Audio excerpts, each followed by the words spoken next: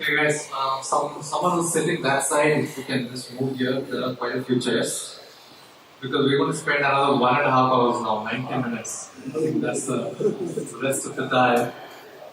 Maybe a little activity if you need for your digestion. I can teach you Scrum Fu, like Fung Fu. Anyone feeling too sleepy right now? You want to experience Scrum Fu? Yeah? Yeah. So I devised this some 3-4 years back in a Hyderabad conference. So the Kung Fu, agile version of Kung Fu, and we converted that into no mantra. Many people apparently share that they can't say no when they need to say no. So we taught no mantra using Scrum. Okay, so at any point of time during the exercise or beyond this, if you feel too sleepy, we can just go to sites and practice to invite you all. Okay, cool. So today,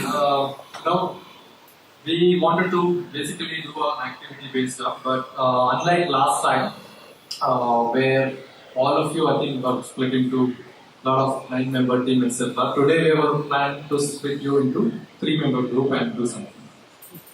Okay, but any questions, curious questions on what's going to happen in the demo of this talk workshop? Anyone shout out, please? Yeah. What's going to happen? Okay, I need an interesting question. So, frankly, we are going to discover what's going to happen. Although we've done some practice.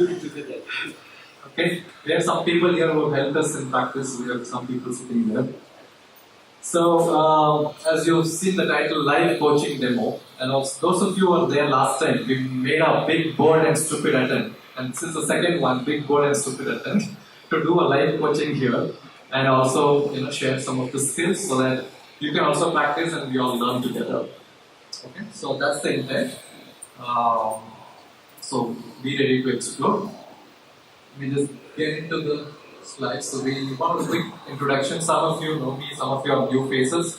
I am Jayaprakash, you can call me JP. Some places they call me J. In my current organization there was another JP who was also a coach, so I had to rename myself as J1. So I'm known in both the names.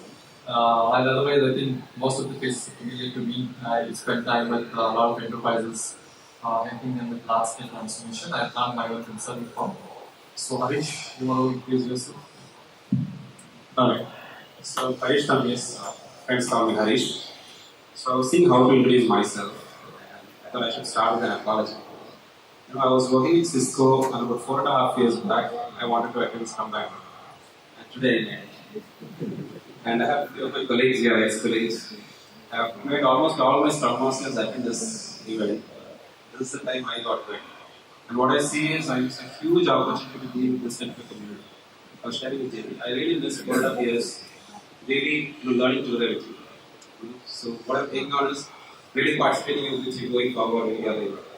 You still point the video. Yes? You can still point the video. Yeah, but the experience you get being with the people is so amazing. So let me little about myself. I've spent about 18 years in the IT industry, and out of that about 60 years. One of the things that was keeping me passionate was really helping people discover their true potential and abilities.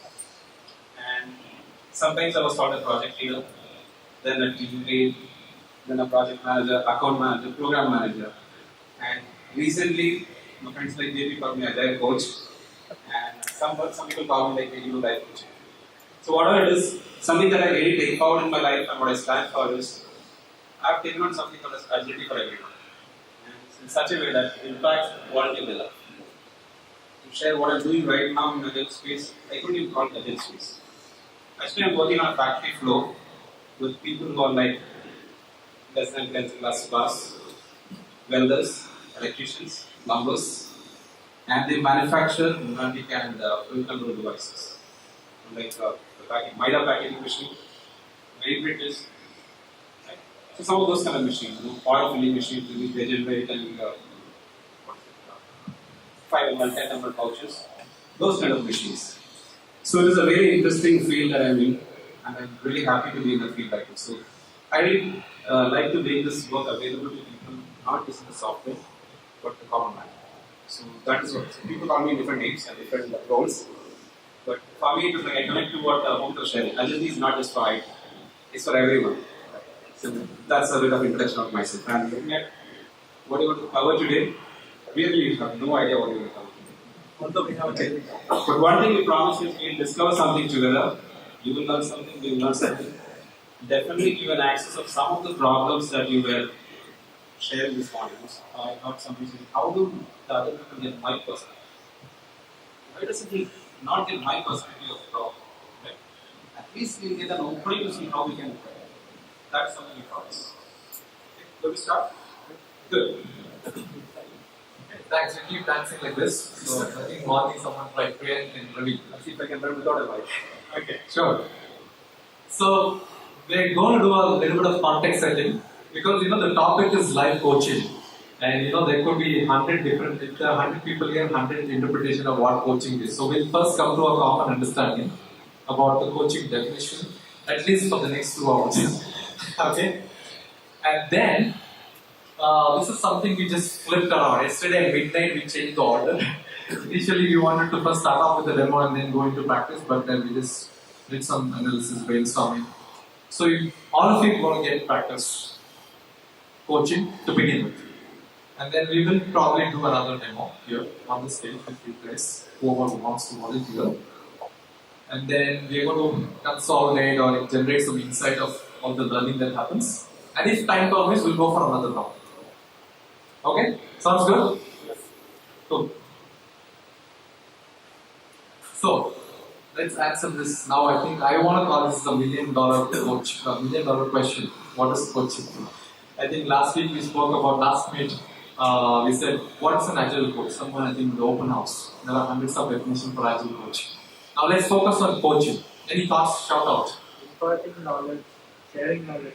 Sharing knowledge, sharing experience. Mentoring. Okay. Enabling other person to find his or her own solution. Yes. Bringing the best, the best potential in the other person. Yeah. Someone else. Giving feedback. Maybe receiving feedback as well. Yeah. Giving a perspective. Perspective. Okay. Showing the perspective. Motivating. Improving performance. Cool. So some of the words that you talked about are the impact or the outcome, and some of them are the actual act that you do. Friends? Yeah, creating a conducive environment where the problems as well as solutions could be discovered. Sometimes not just the solutions, but also the upcoming problems. So you're indicating that coaching is something long term. Yeah. Doesn't happen in this one session or something. That's the big. Did anyone say training or teaching? No, someone said mentoring. Teaching. No. So teaching is your choice of word. Pardon? Guiding the team in transformation. Okay, that's nice. Guiding. People development. Wonderful. So it's obviously on the team of the people. The focus is on people because we end up coaching people. I think some of you have experienced coaching your dogs and all that. Maybe you have more insight. But because in the agile world we deal with a lot of people. Okay, so what we'll do is we'll just to level set all of us on the same page. We'll watch a small 5 minutes video. Okay, let's hear from one of the thought leaders, called Tracy.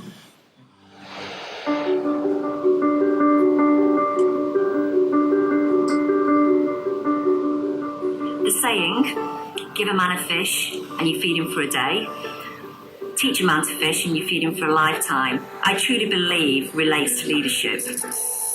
As a leader, do you ever find that an awful lot of your day is answering people's questions and solving people's problems, even though actually you have a suspicion they probably could do that themselves? And as leaders, we do have experience and we do have knowledge that is absolutely fine to share with others in the right situation. However, are we really helping people? So in fact, when we do give advice and share our experiences, are we in fact feeding them just for the day, so they will come back another day? What we want to do, of course, is to teach them to fish. But by just feeding them, we're also probably feeding something in ourselves. I know that I have a real need for recognition and also to be needed. And that helps me in an awful lot of aspects of my life. But in leadership and coaching, it can be a real hindrance. When somebody asks me for my advice, I absolutely love that. I'm helping them, aren't I? But in essence, I'm really just truly filling a need in myself. So when I came across really what coaching was all about, which is giving somebody else the capacity to solve their own problems by getting them to explore their own situation, that really did enlighten me as to what we can do for other people. So rather than feeding me, it's all about that person. I came across a story a number of years ago which really helps me relate and think about what I'm doing to help other people. And that's the story of a man who came across a butterfly cocoon. And the man came across this cocoon and saw the small hole and the butterfly struggling to get through this small hole. And he was absolutely fascinated with this butterfly's struggle. And as he watched it, he was curious as to how the butterfly was going to manage to get through this minute hole. He went away, and a few hours later he came back, and the butterfly was still trying to struggle through the hole. He watched, thinking, what could he do to help? He felt for the butterfly and wanted to do something. But again, he went away, hoping that when he returned, that the butterfly would have flown away. So when he did return, to his dismay, the butterfly was still trying to struggle through the hole and looked like it was almost giving up. And he could not hold himself back. So he wanted to help the butterfly so much, he took a pair of scissors and he cut through the cocoon. And out came the butterfly with ease. But to his absolute horror, instead of the butterfly that he expected, the butterfly had an engorged body and withered wings. Because the man, in his haste to help, did not realise that the struggle for the butterfly to get through the hole in the cocoon actually serves to force the fluid from its body into its wings, so it can be fully formed to fly as a butterfly should. So that story stays with me and helps remind me of when I'm leading and coaching as to what I can do in service for other people. So I challenge you as leaders to, next time, before you dive in and give advice, is to think about how much pleasure you get from solving problems, and instead give the greatest gift of giving that other person the pleasure of solving their own problem. By asking great questions, getting them to explore their situation, and more importantly, it's about patience. Waiting whilst, in fact, the person probably struggles to their own solution. Because great leaders are surrounded by beautiful butterflies.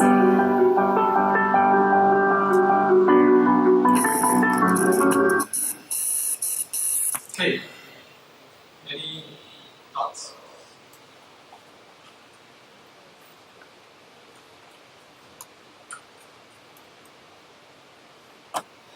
Essence of coaching. Yeah, there's lots of lessons. Not to solve, and you should have the patience to watch the person struggle to actually have the fruitful results over a long period of time, except for herself, right? So that's the premises, and this is the sentence which we came up with based on our own experience. It's an endeavor of creating space and environment for the person being coached so that he or she can express themselves fully and openly with anyone. And what's going to make that happen? That's an outcome for the person to express fully. But the success of being coaching or anyone coaching relies on our ability to create that space, right? And allow the person to figure out, explore their own situations, and really discover newer possibilities while still dealing with the situation. It's not like you run away with it, something will magically happen. You still have to deal with it. we have to go through the transformation phase that Niranjan highlighted, right? We have to go through all this matrix mania, right? But still, how do you enable people to figure out your possibilities, your ways of doing, while they are going through that? As coaches, our responsibility is to create that space and environment where they can do that freely and openly. And it comes by practice, and we are in the practice mode. I think Harish and I are practicing from last few years, and I think it's a career-long endeavor, if you ask me. Right? So we're all in the journey. All of you, each one of you, I'm sure once you go back, take away something. You are in the journey of coaching. Right? Yourself. Sometimes we have to coach ourselves and others surrounding you. Okay? Sounds good? Are we all on the same page? This is the premises for the rest of the simulation. Okay, so practice time. So in the beginning when you enter, right, you're all given this pink, orange, and some other sticky notes. Those of you don't have, can you raise your hand? Okay, some of you don't have. So if you are a management person, management background person, product manager, engineer manager, whatever is the management, I think you have the pinks, right? Pink, sticky note. Not the pink slip.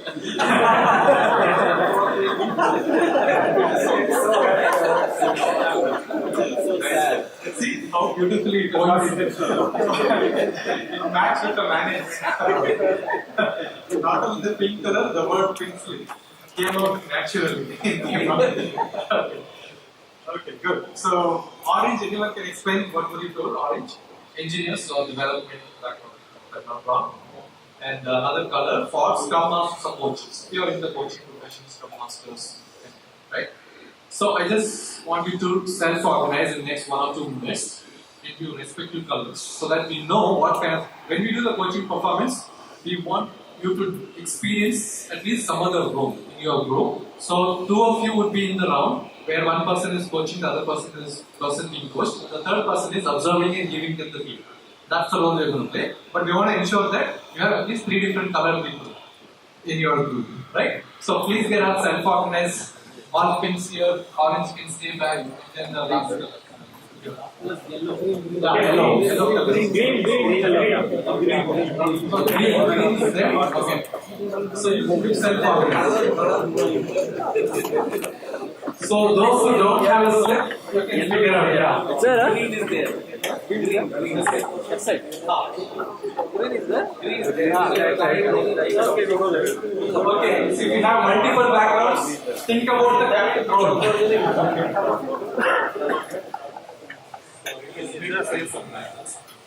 Don't worry, you can join me. Just to have a mixture, right? Yeah.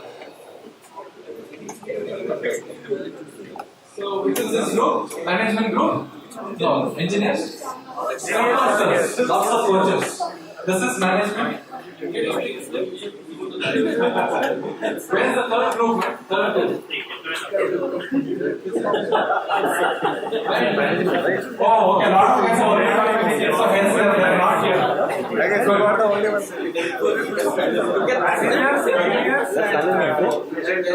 Sure, don't worry. Don't worry. We have to play the role. We expect the unexpected, so that's fine. So, good. All you need to do is right now, you are supposed to form a group of 3 people, like 3 people in a small group, and try and have different colors as possible. I know there is no uniformity, but it's just to give you a different perspective. Because if the same engineer is speaking to another engineer, they start cribbing about, oh, you know what, our company managers don't work. So they keep saying the same thing. So we just want to hear something else, which could be another cribbing. But yeah, please inform us. Okay? You get 1 minute to form into 3 people group, and you have to be seated back comfortably. So 2 people sitting facing each other, and the person. We need a manager.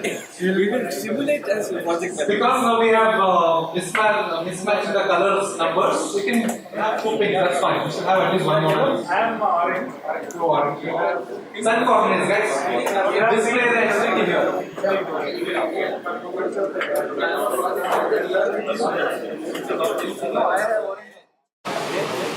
Okay? So with that understanding in the background coaching, but without worrying about will I do a good job, is our coaching skills good, bad, don't get into this conversation. Very simple instruction. the people who are in the coaching conversation. So one person will be coach, other person is being coached, right? So the other person being coached, you have to share a real challenge that you're facing currently in your work. It could be, you can bring some challenges from your personal life as well, but try and restrict yourself to professional so that maximum learning happens about agile coaching as a space. But speak on a real challenge. So think about a couple of situations, be ready to express one of the challenge. Guideline is, when you say start, the person being coached should just describe the challenge in one statement, one-liner, simple one-liner, and not explain. Just start with one-liner, let the other person try to explore what's happening. Okay, and the third person is going to watch both of them and give the feedback at them. Simple? It's your choice. You can change the cheese as well. Yeah, okay. Grammatically, there is no word, but you can call coaching. If it makes your life easy. Yeah? Coaching and observer. Not fair, they mean observer. Okay? We're going to start in exactly 3 seconds from now. 1, 2, 3. Start.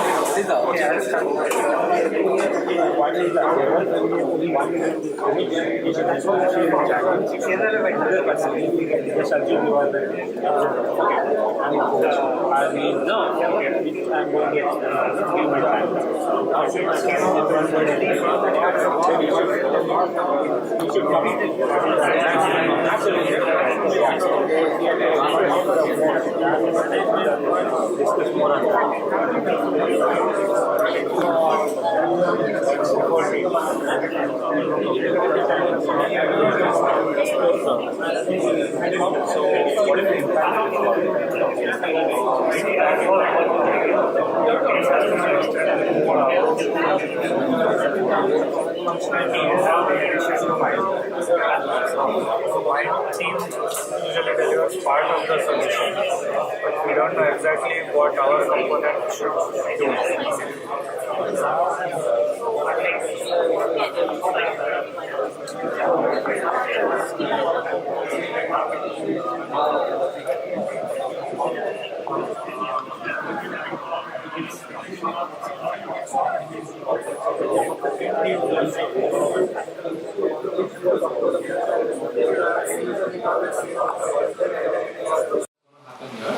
You could have done better.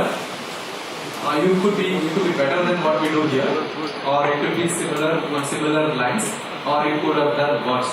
Right? You are going to figure out, and then whatever learning happens, we are going to consolidate them, and then give you something to take away, to remember easily the core coaching skills, which you can start applying and practicing more and more. And it's a journey, it's a career-long endeavor. So it's not going to end here, right? It's only going to begin if you're not beginning. Okay, cool. Okay, so now we want the volunteers. Okay, and preferences for people who are from the management background, because most of the times, I think some of you will witness last meetup, people express how do they coach the leadership or management, people who are outside the Scrum or Agile periphery, but they are key leaders, but they don't listen to us, etc., etc. So if you want to experience that so that you can take some value back, we are going to make an attempt, big words to an attempt. Okay?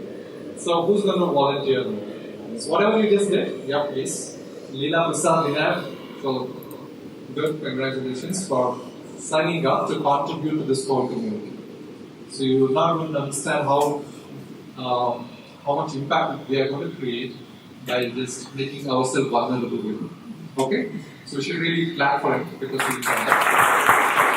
And my buddy is going to help us. Because only one mic will keep doing the dancing so that you all can hear both of us speak. So I would invite you viewers that you could listen to this conversation from the point that what is that actual problem? How it can be solved? Maybe you should solve this way. You can listen to it that way, but that's something you can learn. Right? It's going to be a same world that will operate. Now, I would request you to listen to this in a different way. When that conversation, that problem is being coached, look at what are those attributes you are seeing in this conversation that you can take back. The problem doesn't matter. Right? Look at those attributes that you can take back with you, which you can use in your conversations. So, I want to show you this disclaimer. I know this disclaimer is to prove that this is the best way of coaching. Please repeat that.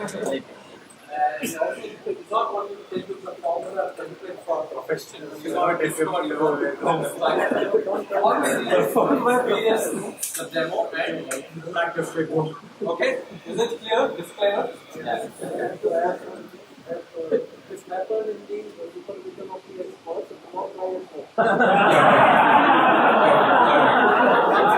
You want to empower? That's good. Okay, so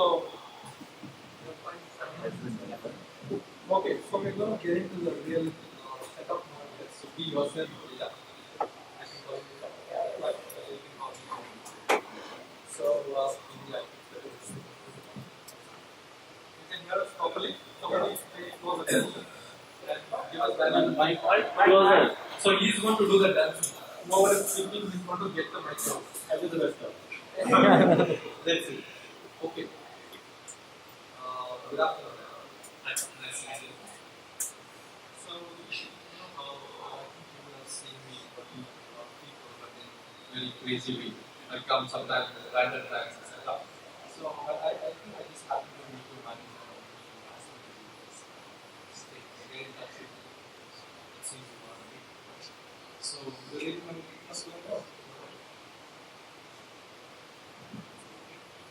So, I could hear that you are really focusing. So, just want to know what really you have personal reasons. Okay, guys, I think we have not made it clear who's coach, who's coach. Yeah. Please decide. You want to be a coach. Okay.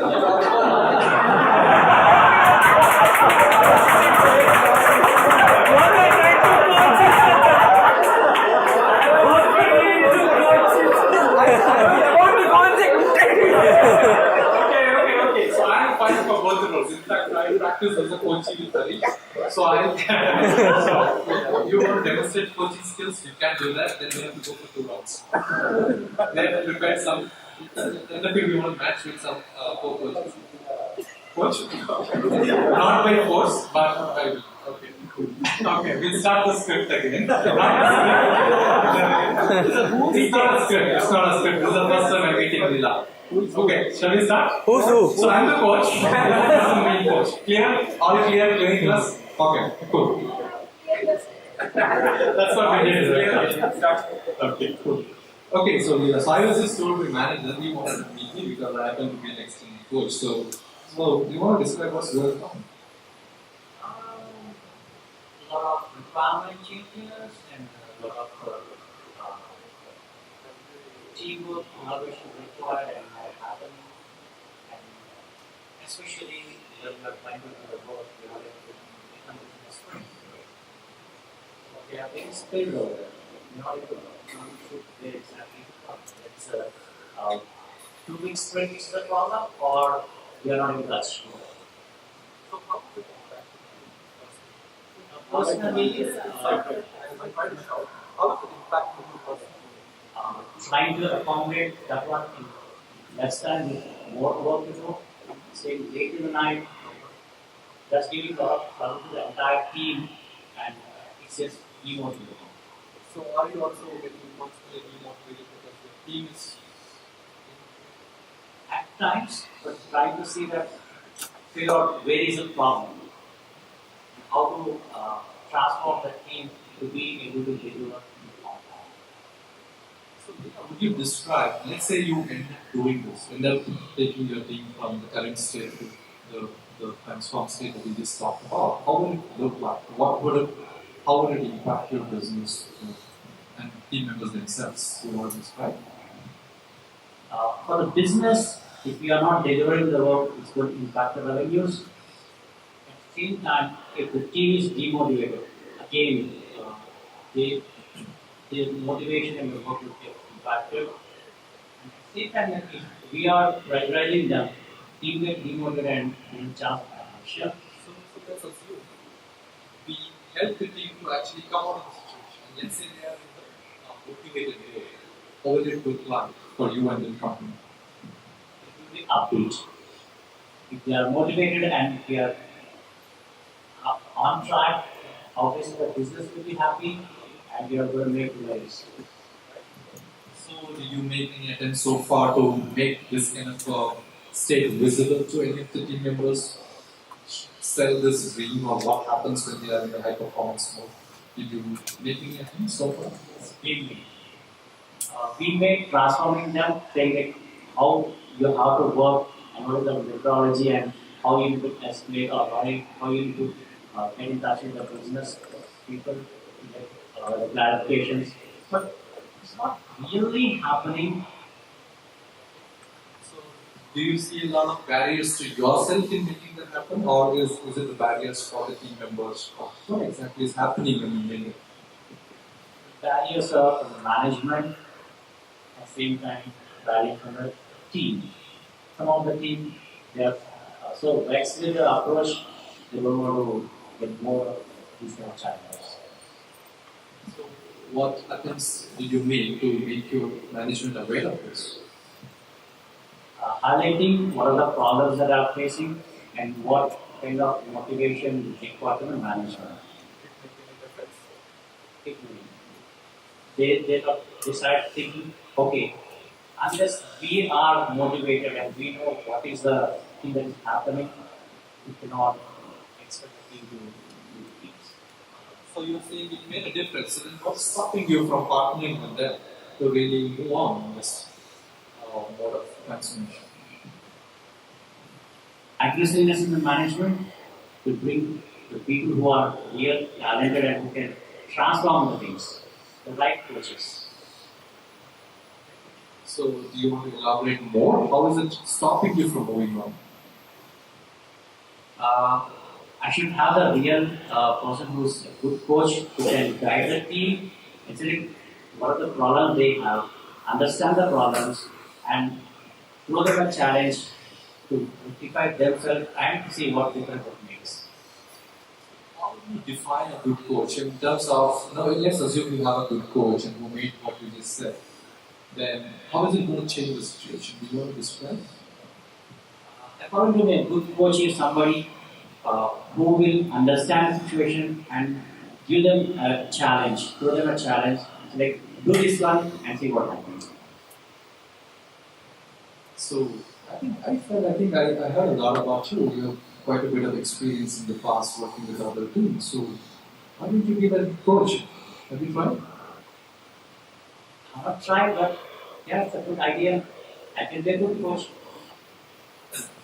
Yes. Good. So what are some of the personal transformation that your team might need to get into that good coach?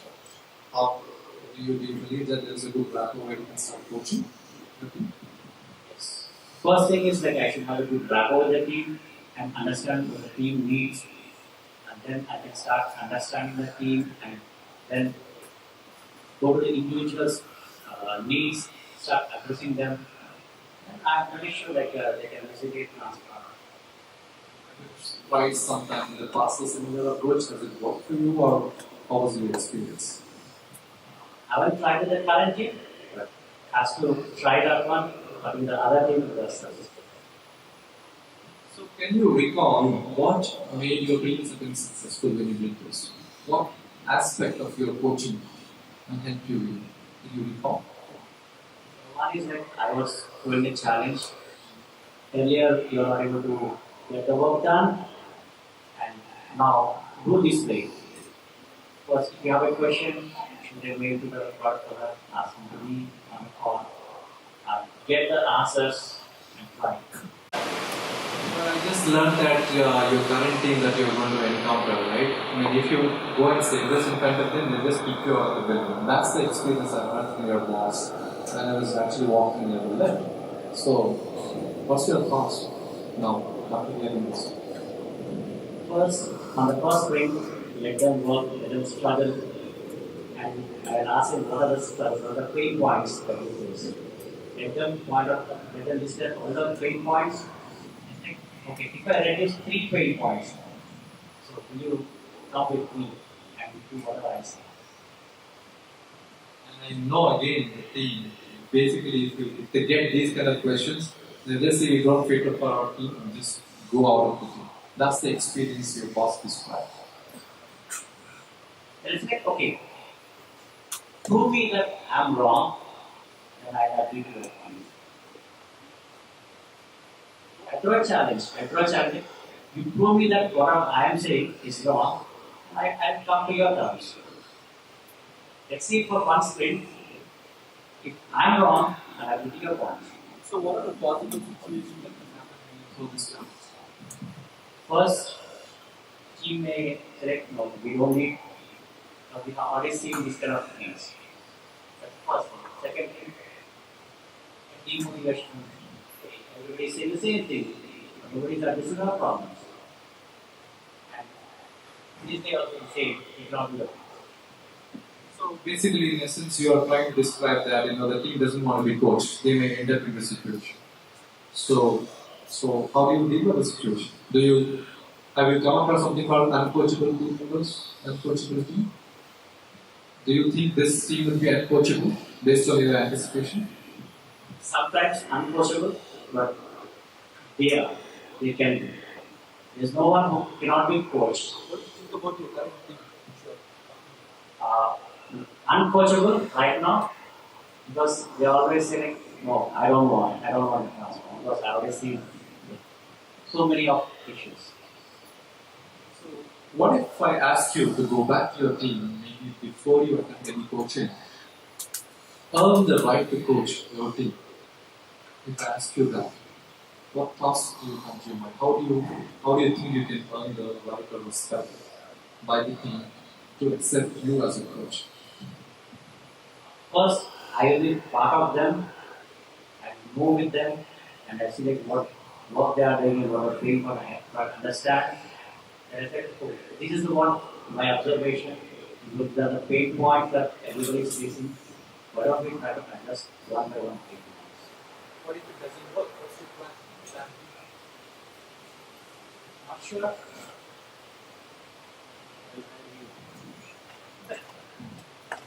So we'll pause here, okay? Maybe we'll stop rather than pause. I just want to validate one thing before I come back to you. So, what are you speaking about a real challenge that you're facing, or you just need for the demonstration purpose? Okay, cool. So we'll made our attempt. Okay, so we had good disclaimers, so don't worry. Okay, now I think we want to hear Leela from you. You probably want to describe what did you experience in this last 10-15 minutes coaching conversation. So what I experienced is there will be a number of challenges and how to deal with each challenges.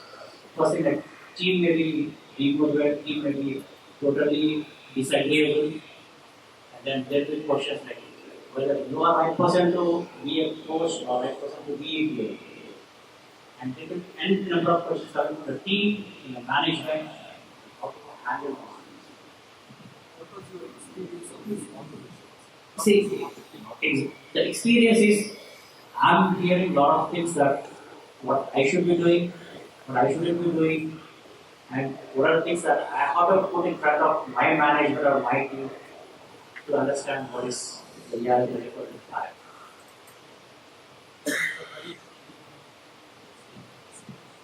Right. So, for a company of JP, so JP, what spaces did you go through in conversation with the?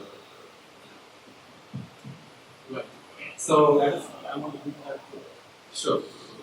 Okay. So at some point I felt that he was not going deep enough for his challenge. Maybe I think he was just a little conscious for this demonstration.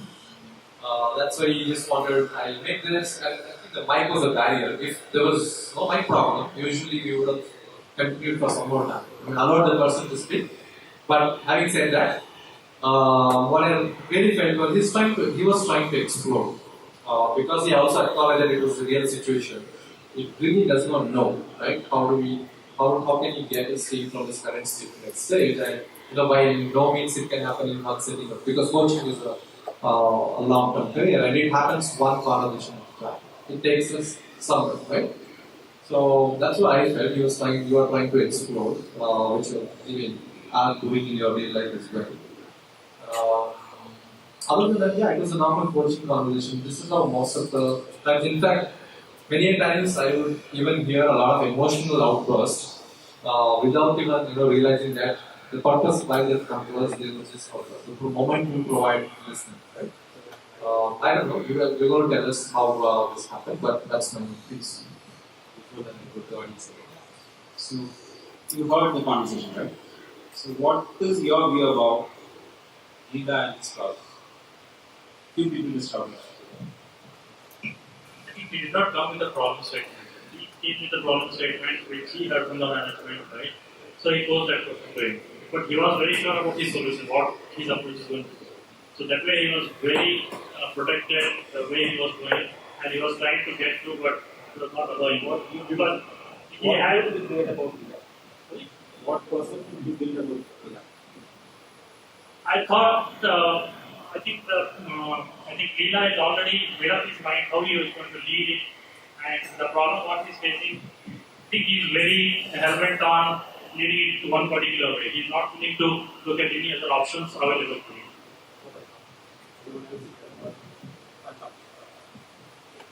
One thing I noticed is like he first came to the JP asking for a solution. Actually, he expected JP to give him a solution.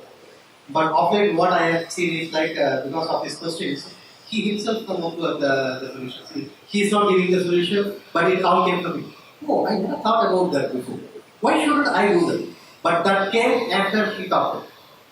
So the perspective initially, like what my perspective now I am saying it is like initially when he came, he wanted to get a solution, and finally, like I think he got some clarity, and he thinks, okay, why not I should try this thing? Let me try this. And he had some solution, some action item. That's my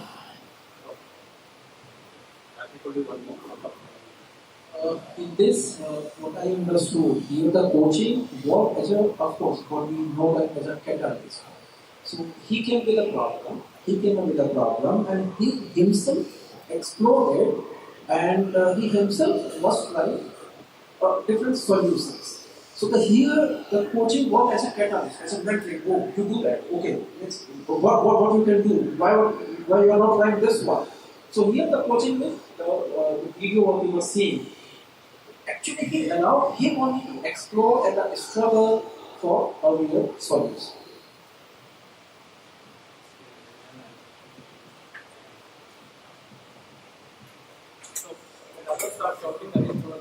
Yeah. So I think more or less what I wanted to say, people have said. I think so. This is a perfect coaching style. What I observed. One is that you helped him to discover the solution. So he was not able to get clarity of the solution. The coach was using sort of a powerful questioning, where you are leading him to the solution. You not actually. So this is what I feel. The coach may not have the solution, but has to lead the coachee for the solution. And this person, the coachee, was trying to explore, getting into more clarity about the problem itself. And he was exploring a lot of different possibilities. So I think he did a good job. Okay. So I've captured 3 points here, and if I missed anything, just let me know. So what I heard is the purpose of helping out. It's not over. So he had a predetermined mindset that he was fixed certain way. That's what I heard. JP said it was a real problem, or it was made up mock. Then other thing I heard is we are actually helping the coachee to really discover the solution. Anything else you share? Anything else? Couple of more points. Points. We want to consolidate this for some of the key takeaways. I kind of noticed one thing, it's a bit meta, but it's more like there is a very fine line between asking leading questions and feeding solutions. Right. So though you are actually feeding solutions, giving ideas to the coachee, every single thing that you said was a question. And when you are providing information rather than putting it as a statement, you are putting it as a leading question. Sounds like an art to me. Right, and yeah, it definitely comes In to line practice. between- Right, Yeah. and also in real life situations, this kind of a level of coaching conversation does not happen in the first conversation. You have to build a lot of rapport. Maybe 20% of this would happen in 1 or 2. Maybe in the cafeteria, maybe in the lift, and then slowly it builds. We have some live people with whom I'm working right now in my current customer. They can vouch. It doesn't happen in 1 conversation. So actually the demo was fantastic because we got enough content in that to really take it forward. The second part of the session. Right? So we capitalize on some of these points as we go on. So Nice experience. Because like I learned a lot of things during this conversation. What I should go and back and implement. Sure. Yeah. And thanks Jeffrey for this. So welcome, right? I think you contributed to everyone here. So what do you think did not work well in this conversation? The start is right that it is not that you want to do the starting. The start. The starting. The start. The start was a teaser for you. I think most of the things went pretty well. The only thing is start. It was fantastic.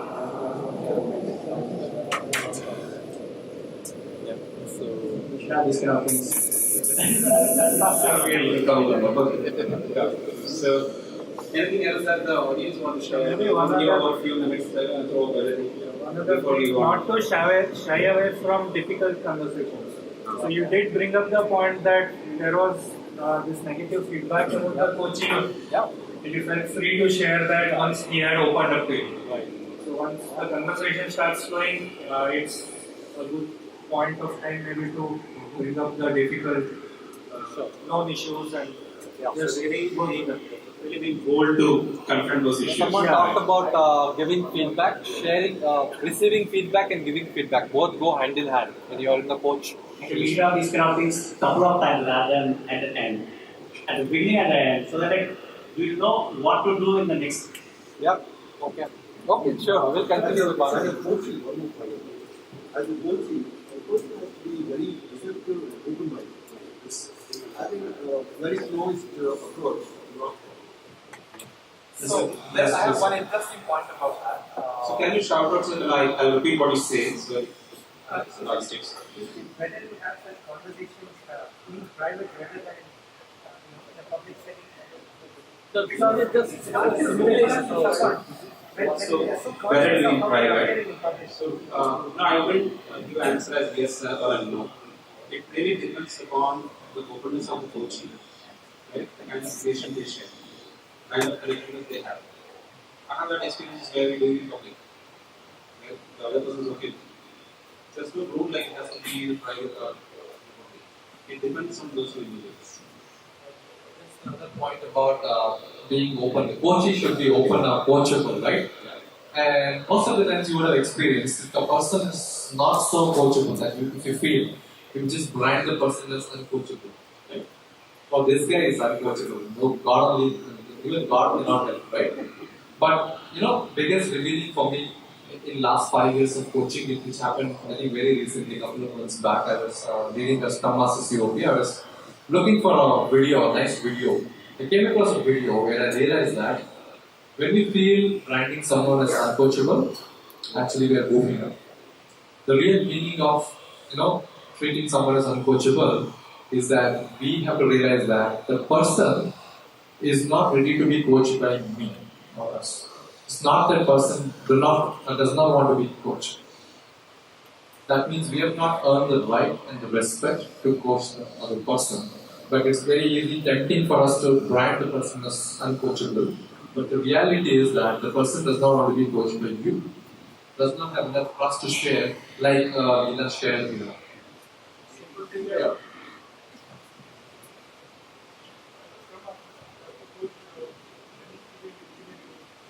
So they are quite secure and looking that the voice reaction to this person is very unique to me. So how can I earn the right to that person? That is the biggest challenge. We'll address that. So that I won't really take on the point JP said. I'll ask you a question. Have you earned the right to coach something? Question. First, I introspected myself. How did it really land out? Have you earned the right to coach? How did it land out? It was a big surprise.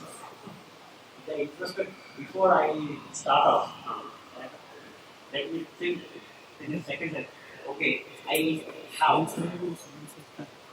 Since people are at least listening to me, at least I will learn the techniques.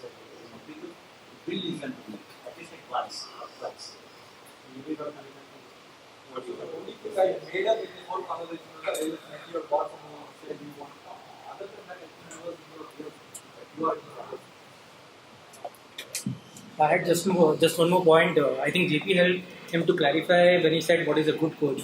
He was generalizing a lot of things, and when you clarify that thought process to him, I think he gets his answer automatically. Because that time, a lot of times we do that. Or maybe sometimes he realizes that I'm already being a good coach. Yeah. This is what I really wanted. But somehow, maybe the problem is something else. It's not helping them. So I'm a good coach. So what? Is it helping them? Maybe you'll leave that story. Just adding one more point, right? Sometimes when we be empathical to the coachee and reflecting his problem, it will open up some more problem for others. So. Good.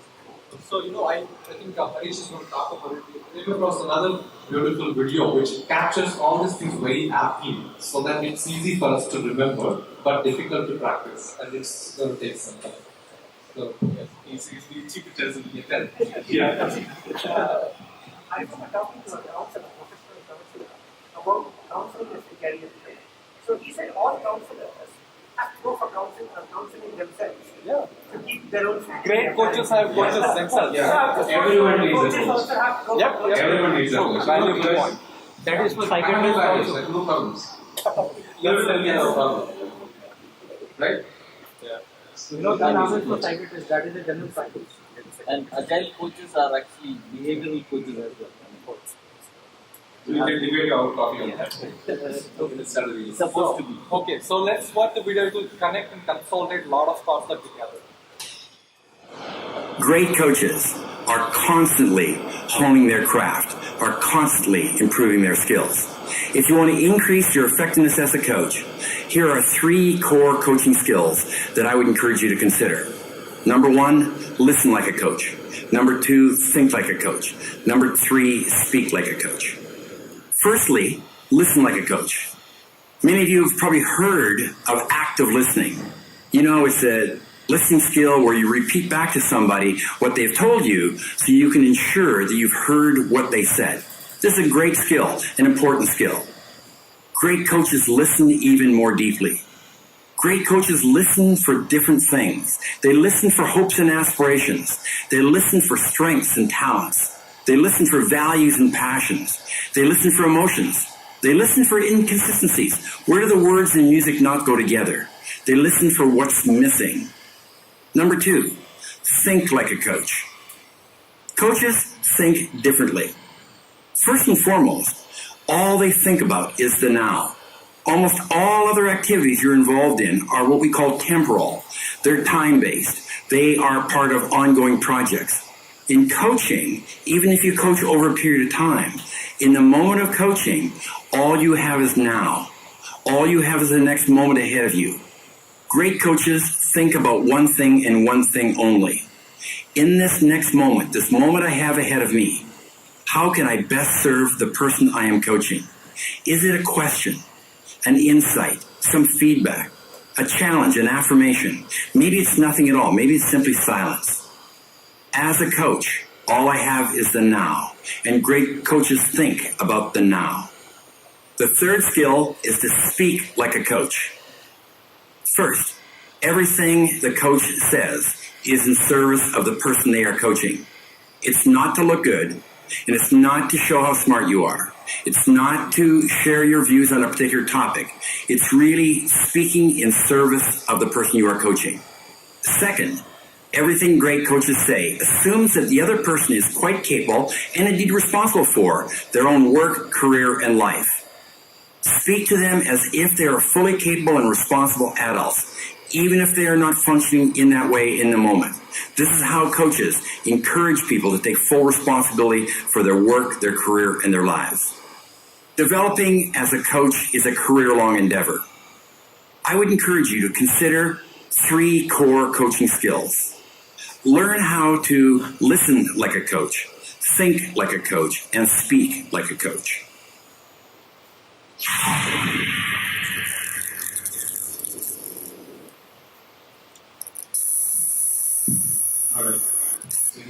new observations? Seen the video? Yes. It's a way, it's a skill, it's a principle. It's not like I'm very intelligent, I'm perfect and professional, I can tell the person. Coaching, it should be looked at like a service. I'm giving a service to my coaching, so this is a requirement of the coaching, I'm giving services to coach. The coach need not be a subject matter expert, so he just needs to make the person think through and make him handle the family. So he need not be an expert. Just to add, the coaching has to be open-minded. Similarly, the coach also has to be open. Yes. Just like the coach also has to be open. Yes.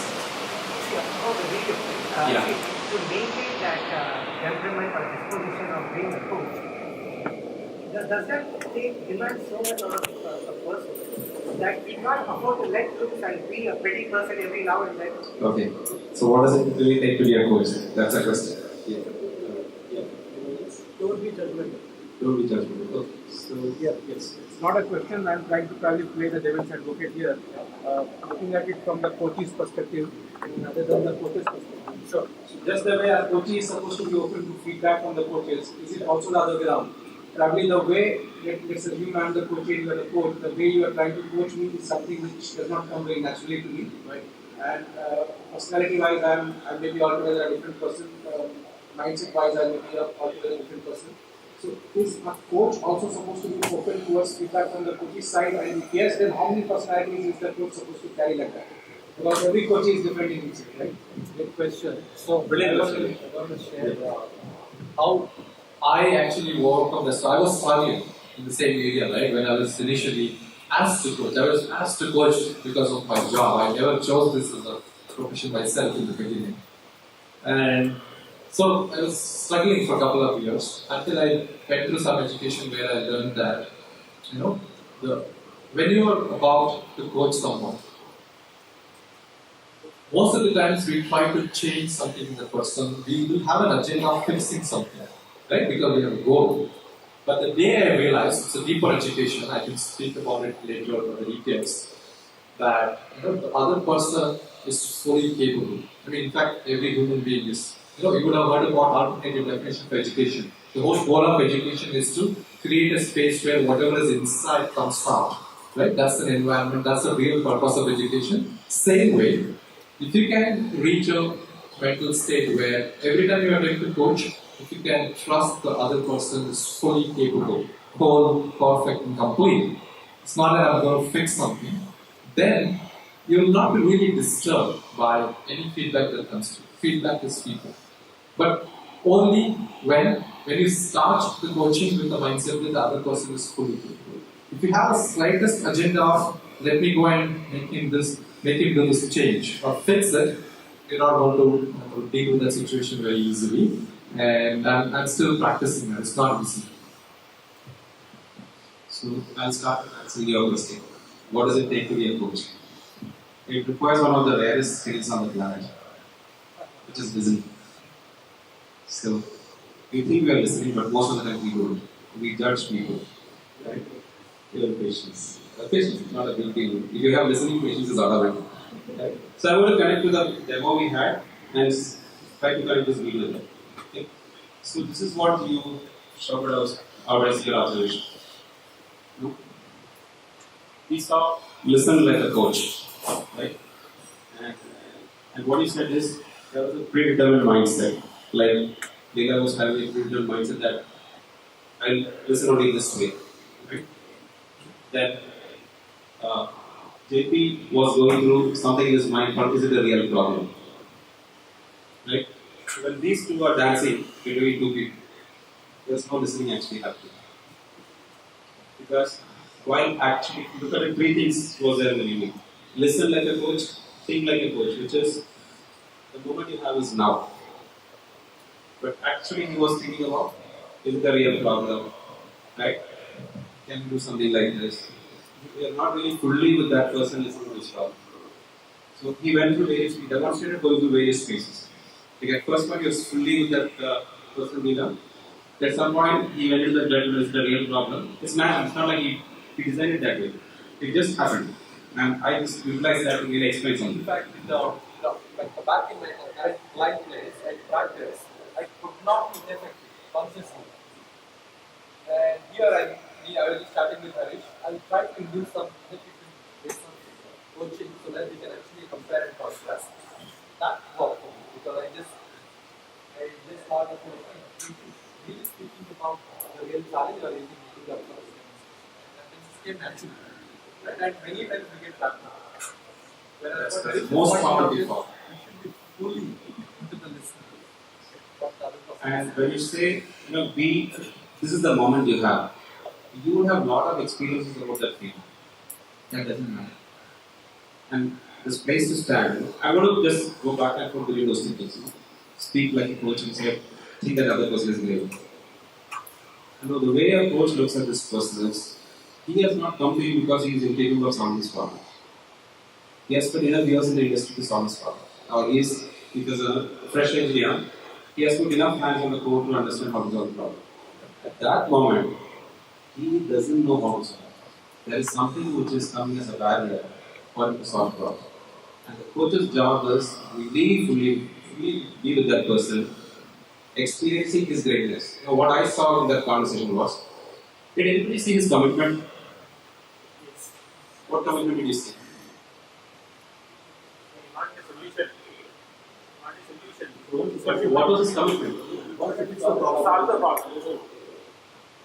So there's a deeper level of commitment which I will see. He was willing to open up to ideas and check his own barriers. Yes, actually, she came very close. Actually, what I heard is, what I listened to this conversation is, he was really committed to make a difference in his team. He really wanted his team to perform well. And he shared that also. How many of you heard that? I saw this person really committed to make a difference in his team. I could really sense it. So, did you listen to that? That is the kind of listening. So, when you have listened to that, Body language. So, it's not happening. I need my team to perform. so get that person's greatness. It's not like he really wants to make a difference to that bigger cause, and he's not able to. So when he's able to that greatness, the conversations you bring up as a coach is going to be naturally dancing with his world. We talk about empathy. You're going to naturally be in his world. He's going to really discover himself. Oh, I could be a coach for my team. I could alter them. Why depend on leaders and management? Right? So really experiencing, that's the third point, speak like a coach. Seeing the greatness of every human being. When you speak to coaching, fundamental assumption. He is great, he can solve problems. At this moment, there is something in front of you. Your job is for him to discover that and grow. Right? Third point clear? Now, second is speak like a coach. I said now. Like I always shared this dancing between is it a made up conversation or is it a natural thing? And then you shared something like that. Yes, determine if you do this way. All those are judgments running. That doesn't allow you to really experience this world and be empathetic. Clear that. You are in a constant conversation. The moment you go with your own interpretation about why the person has come, or he has come with this agenda, that agenda, is not the same. You must give the conversation opportunity for the person to discuss. That's something The other thing is like listening. I already shared that. Did you really listen to his commitment, bring this problem on the game? He's really wanting to make a difference and he's ready to do anything. But how did we listen? Oh, he's determined to look at me this way. But when we look at it that way, even we are limiting ourselves. We don't have a solution. We can't even make a difference that way.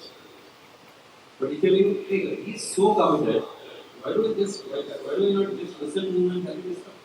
Let him say, that's his world. I have no idea what he's doing in this workplace. I have no idea really what the challenge in the workplace. How is the team members? How is the family? I have no idea. If you say, leaders are like that, it is something I have made up from my mind. I know some leader, I am mapping into this leader. There is no correlation. Right? So, this is what be this world. Right?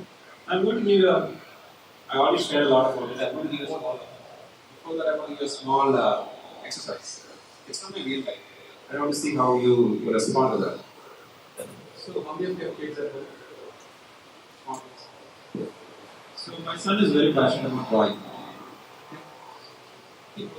every day he takes a picture and draws some picture. He's a fan of YouTube. It's every other video starts copying. That's how we develop this skill. And usually his routine is 9 o'clock, he sleeps. Around 5 he gets up. He's running. He's running 7. And then if he gets late eventually, then it's real practical next one. It's lost concepts a lot. School bus. Okay. So as parents, what do? Sleep at 9 o'clock, right? And it's going to be a big problem in the morning. Now one day, he has not slept. He's very, very disturbed. He's really cranky. Cannot well has not slept. He will not sleep because I didn't allow him to see YouTube, to see a drawing, and he want to draw a speedboat. Okay? In this situation, what do you do as a parent? What do you do? Just start with something. Just see what you learn from this. My daughter, because what I did was I made her realize what would happen if she goes away. I made her see how the other students got punished, making them stand out of the class or out of the. So when she realized, I made her realize that you might also go through that if you don't sleep early, go to bed early. So that made her, feel scared. Yeah. How many of you fall in this category? They can understand that things are going to be bad next month. Many of us, I bet. Huh? They won't understand, but you attempt that. Most of us attempt that. Many more attempts. Any other things you should do? Scold. Yes. Even? First do the homework. You will allow to see the YouTube. Why will you allow?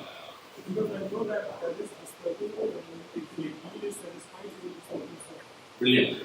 Sweet. You will allow because it is going to disturb him.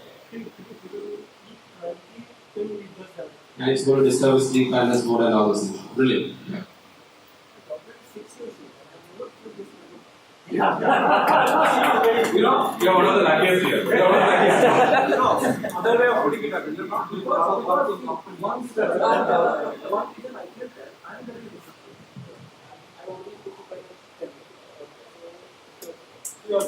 that's good. My niece is 4-year-old and I allow her to see YouTube for some time. I tell her 5 minutes and then it will go for like 10 minutes, 15 minutes, but then she realizes it's time and she negotiate on the time. I would alternate. First explain what is the problem and then say that we do the same thing next day.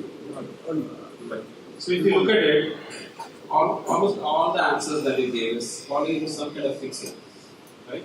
The pretending or fixing or trying to change the child's behavior. But have you really listened in this situation? If you really listen to that kid's word, I'm just saying what I listened at, and actually did this. The real story for me. So my son is somebody who delivers a book. It's a file. Not a book, it's a file where he adds one sheet every day. Every day he adds a one sheet to the other picture. That day he has not done it.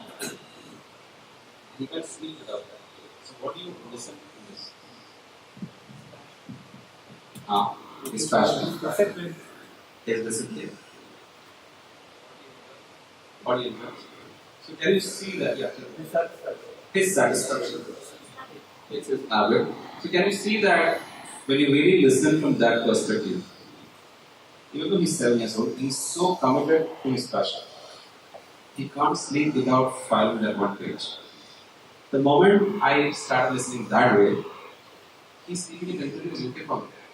In fact, he got up at the same time in the next morning. What he said, right? He'll go and sleep peacefully, fulfilled. And then he comes up and performs better next morning. So that's the listening I'm talking about. Right? So just telling about the perspective. Why don't they understand that perspective at this morning? Why don't people understand the perspective? The moment you understand other person's greatness and his commitment, your connection is established. So did you get something about the story? So I believe I covered all that. If you have any questions, you can go deep into it. Just wanted to add. What if it's a bad habit? Right. What if it's a bad habit? I like when people try to hack it. Right? Even if it's a bad habit, if you're mastering your listening skills, you will be able to operate without fixing that person. If you can give an example, you can examine that conversation.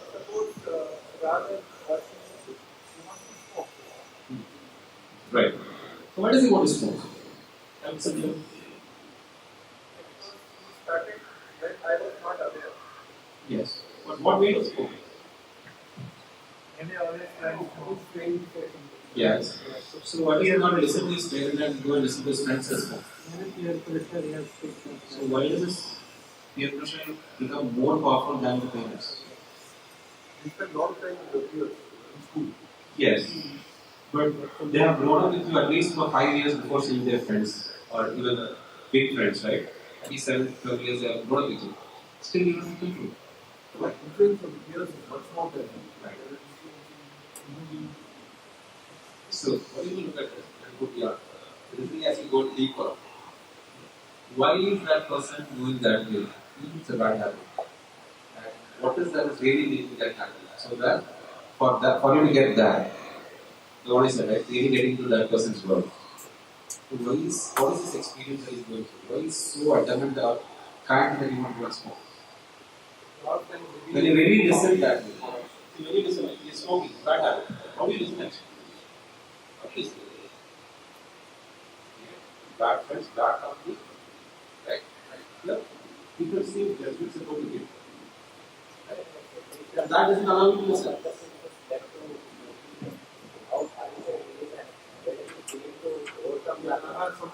Yes.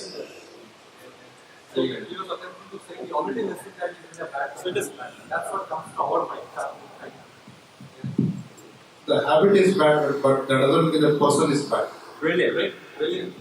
Brilliant point. Thanks, Vivek. Nobody is bad. It's situations that make them behave. Coaching is like asking 5 whys. It's kind of like you're asking why. So you can do it yourself. You could draw parallels because what happens when you use the word 5 whys? No, I'm not just telling 5 whys. Kind of 5 whys. What typically happens? What happens? What happens? Fathers, what happens when I ask you, why did you not do it? What happens to you? You go back to it, right? How dare you challenge it?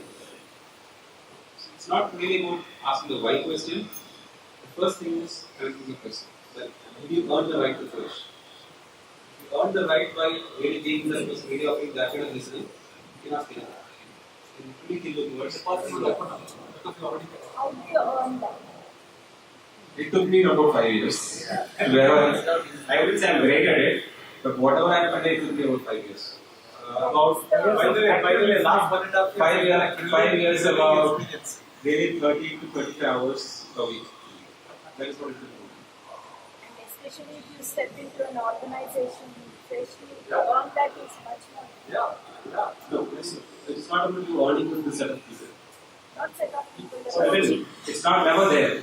It's never there. Once you master the art, you can offer a little money. Within minutes, moments, it can happen. It's about having developed that ability of listening. Trust me, it's kind of, you can't even find a logic to it. Logic and all that required was a deeper trust. First is not education. Yes. One of the conversations is another conversation, right? Every time he talks about peers,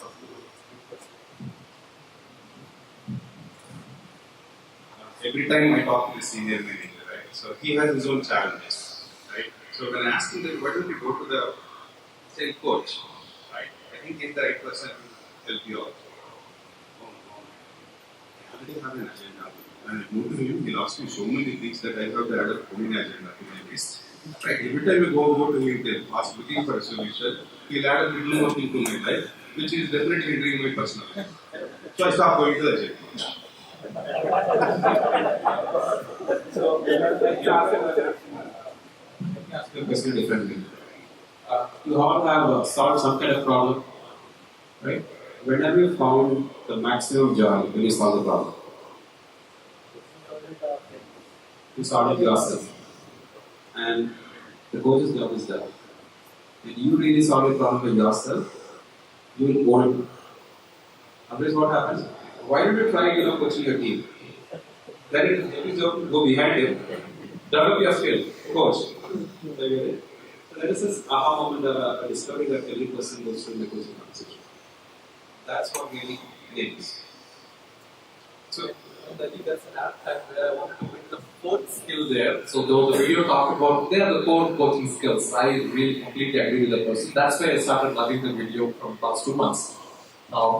Just allow me a minute. But how am I doing this in my career, right? So, I wanted to add a fourth skill, work like a coach. And you can ask some of the people here. We have Rashmi here and we have other people. Just for this workshop itself, so did you see the number of slides? We had just 1 or 2. And we did practice in my organization back. I practiced with Harish, practiced with Priyank. But still, I was awake till 5 a.m. yesterday, today morning, early morning. Just watching some more videos, drawing something, writing a statement of what coaching is. I was fully committed to this. So I'm just trying to give you this example, not like self-boasting, but I try and do a lot of hard work and research about the person, the context, the situation, so that I can be more empathetic. And in fact, after I do all these things, when you try to go on a coaching conversation, clear, don't let them disturb you. Just have that awareness, right? And this did not come to me this quick now. In fact, I'm still struggling to master that. And the moment we change the, let's say the director, I'm speaking to a director or a VP, then the situation could be different. Whatever skills you acquire might not work. The moment you speak to the peer, it may or may not work. So, Harish is talking about mastering that irrespective of the people. Right? If you can master self, the introspection, and then practice this, have that clear, and then do a lot of work, preparatory work before you actually engage with the person. That's going to help. That's helped me personally, but I just want to share.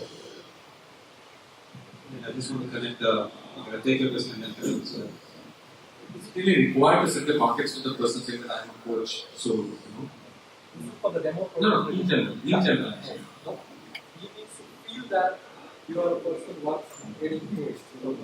Right? You remember my introduction? He calls me therapist.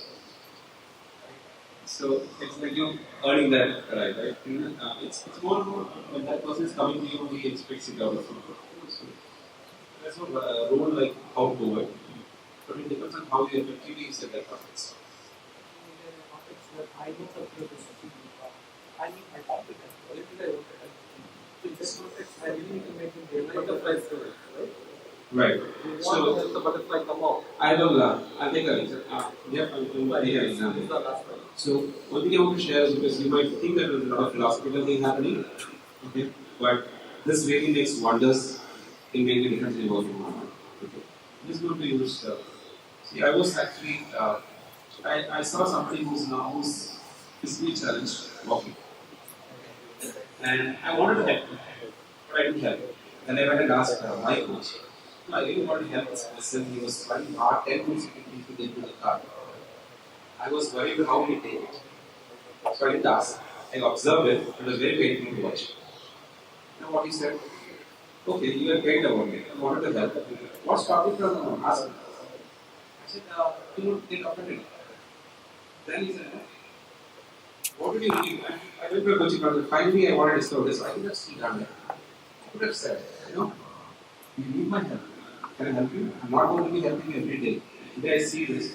Can I offer you help? Then you are really respecting that person's ability. You're not seeing it as he's incapable of doing something. I know you can manage yourself, but would it be okay if I help you today? You need my help.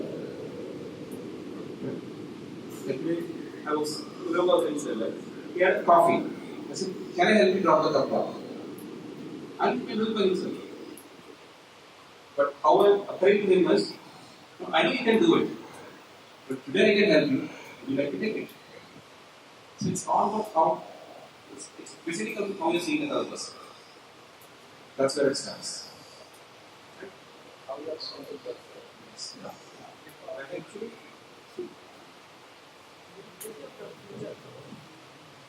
Confusion between agile coach and medical psychiatrist. See, I'm sure they're going to definitely about it. Of course, agile coach is not an ultimate solution in this world, right? By the way, my title is Director Technology and Consulting at my company. Definitely not a psychiatrist, so please don't be confused. But the essence of coaching has nothing to do with whether it's psychology or it's about human beings. Right? One thing I'm saying, they don't give solutions, they get the solutions from the people. Like if you go to the physician or if you never tell them, okay, take this medicine, everything will be solved. You ask them, what do you feel? How do you feel? What do you think is happening? And the underlying essence is we're dealing with human beings, right? Irrespective whether it's a software guy or. Some boundary. You cannot say, oh, you are taking that. I wanted to really disconnect agile coach and coach. Because coach is a coach. That itself is an ability. Okay? Now, a coach who is aware of Scrum or SAFe or whatever, he has certain extra knowledge about a certain domain. He can bring it. Sometimes there could be barriers. So I said I am working in a non-IT environment or a practice with vendors. I don't think agile, I implement agile principles. But who are there is a coach who can understand your hearts. What I can put forward there. Please disconnect agile and coach. Knowing agile and knowing its Scrum doesn't make any difference. It's a different ability. Distinct. When we were doing the demo, Nirav and KP, I remember Shah Rukh Khan and Alia Bhatt from Years in the East. I don't recall that. Until the next meetup. Who was Shah Rukh Khan? Who was Alia Bhatt? Who is Shah Rukh Khan?